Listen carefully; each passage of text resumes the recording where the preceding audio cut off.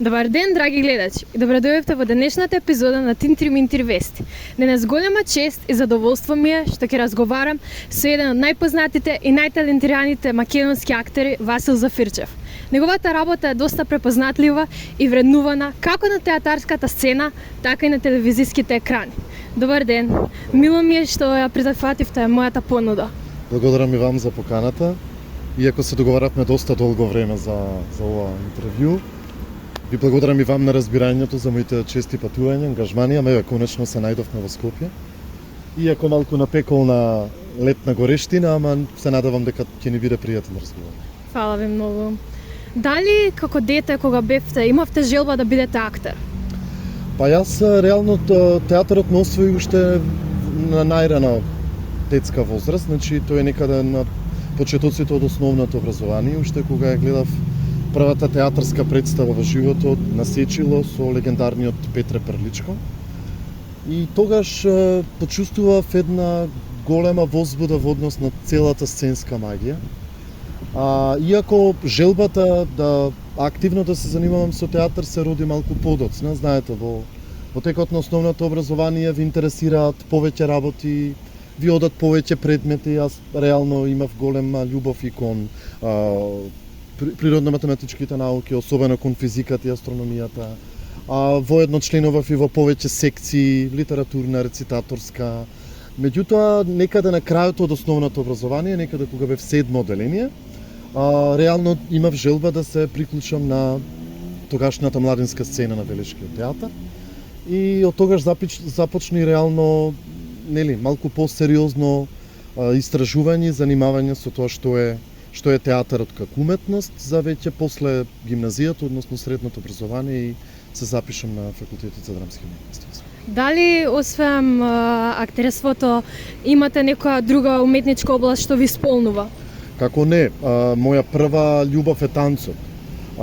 Јас и ден жалам што потекнував од град кој нема балетско училиште, значи немав можност да се образувам во однос на класичниот и современиот балет, но подоцна преку театарот стигнав до она што се нарекува танц театар како еден посебен вид и жанр на театарот како уметност, и почнав да ги истражувам и танцовите форми, односно современите танцови техники од кои произлегува подоцни некои професионални проекти, но и соработка со многу наши познати кореографи, така што танцот дефинитивно е мојата прва љубов, но знаете како, театарот е уметност која спојува повеќе сродни уметности, така што тој мој талент за танцот некако си најде свое место и во актерството, односно во театар.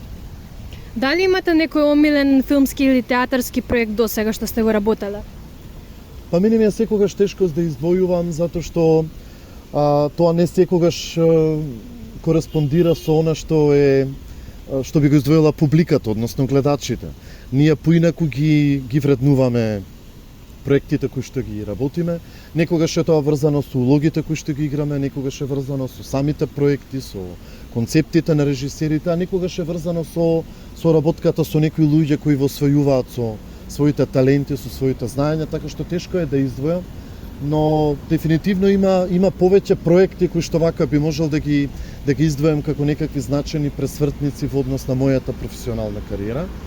Несомнено, прв од нив е Пијанистот, мојот прв авторски проект со кој што практично и некако добив некаква голема популарност на национално ниво, не само во однос на публиката, туку и во однос на театарската фела. Тука секако би го спомнал Онегин, постановката на првата македонска постановка на Онегин од Пушкин на сцената на Велешкиот театар. Тука секако е Спиноза на сцената на Драмскиот театар во Скопје. И многу други улоги. Секако би можел да ги издвојам и 2, односно 3 улоги кои што се некакви мои значајни интернационални актерски искуства, односно некакви мои представувања надвор од Македонија. Првиот е секако улогата на мажот во представата Последниот маж, последната жена, по текст на Јордан Плевнаш во режија на Димитар Станковски, која што беше една голема копродукција со театарот Ефемерит од Руан, Франција, и Драмскиот театар во Скопје. Потоа секако би ја издвоил улогата на Орест во представата Електра во режија на Дамир Златар Фрај на сцената на Истарскиот народен театар во Пула и секако последниот мој интернационален ангажман, тоа е улогата на Тито во представата Без крв, која што е во режија на неголемата режисерка од Бугарија Диана Добрева, копродукција на Народниот театар од Велес и Драмскиот театар во Пловдив, Бугарија. Што мислите за развојот на македонскиот театар и филм во последните години? Знаете како, ние имаме право да бидеме понекогаш и незадоволни, понекогаш и многу задоволни, но знаете како, секое време си носи своји предизвици. Јас единствено она што ме интересира е театарот доди по некоја нагорна линија, затоа што секоја генерација на млади уметници кои што доаѓаат во театарот носат своја енергија, носат своја автентичност, свој печат и на некој начин привлекуваат некоја публика која што можеби претходно и не доаѓала во театар. Така што ако се погледне нели вака во еден подолг временски период, имаме уште многу за работа. Она што сметам дека е во моментов главен проблем на нашите сцени е што не се доволно отворени за младите актери. Знаете како имаме доста голема продукција на нови актери, голем дел од нив немаат можност да се занимаваат професионално со она што го одбрале како своја вокација. Многу е мал бројот на независни сцени, многу е мал бројот на независни театри. Тешко тоа се одржува затоа што генералната културна политика во државата е централизирана, значи се е некако сведено на главниот град, нели на капиталот, се запоставени другите градови во кои исто така има и талентирани актери, но исто така има и публика која што сака театар. Така што ќе ми биде драго доколку се вратиме на некои искуство од минатите години, на децентрализирана култура, кога театрите настапува и во градови во кои нема театарски сцени, во кои нема континуирано театарско живење, таму исто има публика која што е желна за да ги види нели остварувањата на македонскиот театар од различни театри, се разбира од различни алтернативни независни театарски групи. Како се спремате за улогите што ги играте? Дали имате некоја специјална техника што ја користите?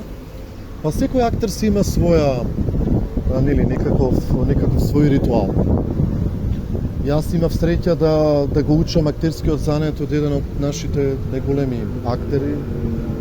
За жал веќе не меѓу нас. Мојот драг професор Кирил Варистовски, од кој што научив многу за актерскиот занет, за тоа што подразбира оваа професија, кои се техниките и алатките кои ви требаат за да можете понатаму професионално да се развивате. Генерално, ритуалот некогаш зависи од тематиката, зависи од принципите на работа, од тоа каква улога играте, во каква представа играте, со каков режисер работите.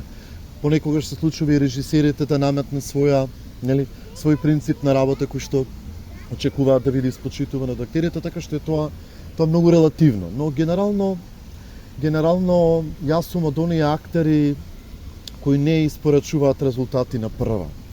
Јас секогаш сакам да се позанимавам малку подлабоко, да се позанимавам со внатрешните процеси кои стојат зад ликот, зад проектот кој што го работиме. И се трудам секогаш да наоѓам некои нови предизвици пред се за себе си. Сакам да растам, да се развивам, така што сум од оној тип на актери кои што секогаш се спремни да откриваат и да учат нешто ново. Аз сметам дека тоа е многу важно за нашата професија, затоа што актерската професија е маратонска. Идејата на нашата професија е да траете што е можно подолго. За да траете подолго треба да се учите, да се развивате и да бидете секогаш во чекор со она што се нови текови, нови трендови, а секогаш новото го носат младите. Да. И за на крај, што би им препорачале на младите што сакаат да се занимаваат со актерството и уметност? Пред се да имаат верба во себе си. Затоа што знаете како, ние често пати се соочуваме, зборувам сега за тие адолесцентски, пубертетски години, кога практично се формира нашиот карактер, се формираат нашите желби за тоа што сакаме да бидеме во животот. Често пати наидуваме на разни пречки, на разни проблеми, немање поддршка од околина, од најблиска фамилија, од родители и така натаму. Така што во таа насока многу е важно да веруваме во себе си, односно да веруваме во она што ни го говори нашиот внатрешен глас. Тоа никогаш нема да ни изневери во животот, затоа што ако имаме страст за нешто, дефинитивно тоа е поле кое чека да биде истражено од наша страна и треба да си го дадеме тој простор, да го совладаме тоа, да го истражиме, да видиме што добиваме за возврат од тој наш инвестман. И подоцна се разбира, ако забележиме и почувствуваме дека тоа повеќе не прави среќни, не ги исполнува нашите очекувања од она идеја што имаме за себе си и да направиме и промена. Никогаш не е страшно во животот да се пробаат различни работи пред да се определиме за нешто со кое понатаму ќе треба да се занимаваме во животот. Така што мојата порака до сите млади кои што не гледаат е да веруваат во себе си, во својот талент и во својот внатрешен глас. Ви благодарам што бевте гости на Тинтри Минтри Вести и ви посакувам многу успеси во иднина. Ви благодарам и вам за поканата и ви посакувам уште многу успешни издани и сезони на вашата емисија. Ви благодарам.